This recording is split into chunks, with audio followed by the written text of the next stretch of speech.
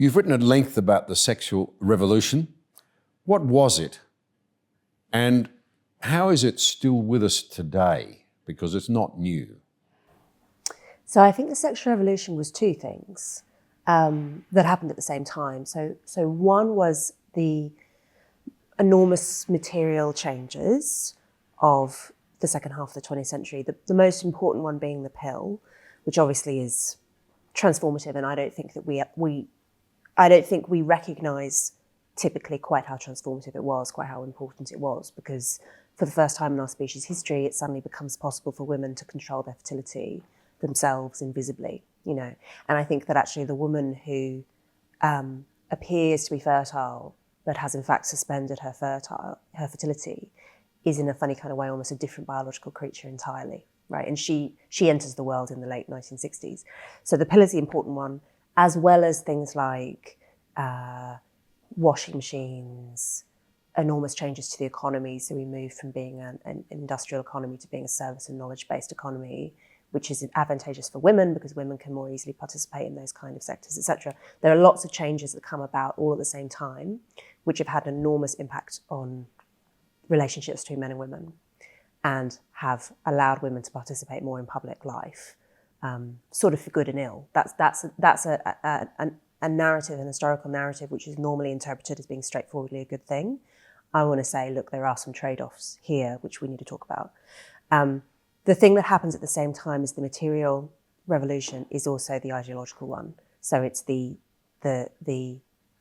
revolutionary ideas coming out of academia, in particular in the 1960s, places like France in particular, where all of a sudden kind of everything is up for subversion, and where the reaction against traditionalism is this new crusade adopted by intellectuals across the West, and ties in perfectly with the new opportunities presented by the pill and so forth. So I think it's worth remembering that the reason that it is not unique historically, that kind of intellectual moment of that feeling of revolution, that's by no means confined only to the 1960s.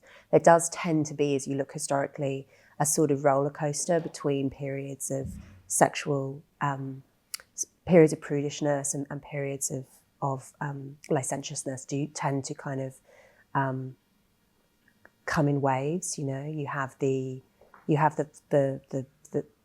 Randy Georgians, followed by the prudish Victorians, followed by, and there have always been examples of aristocrats in particular behaving in very modern ways, sexually. There have always been those examples of this.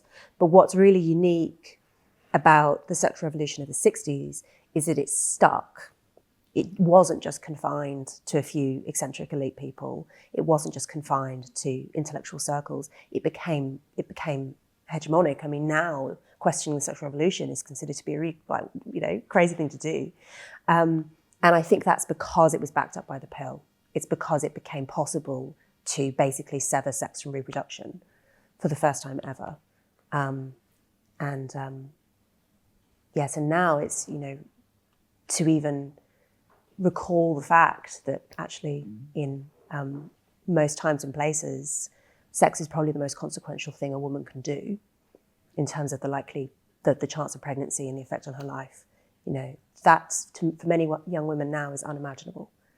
But for 99% plus of our species history, that would have been common sense.